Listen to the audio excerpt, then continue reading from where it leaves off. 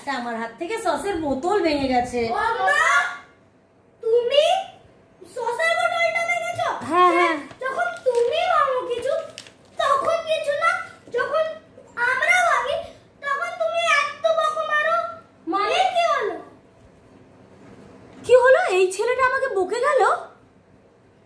ছোটবেলায় বাবা মা বকেছিল, প্রচুর বকা খেয়েছি। ভাবলাম বিয়ে হলে বাঁচবো বকার হাত থেকে। বর মহাশয় এখন এই গলাটার জন্য এত বকা বকে, আমি নাকি এত জোরে কথা বলি।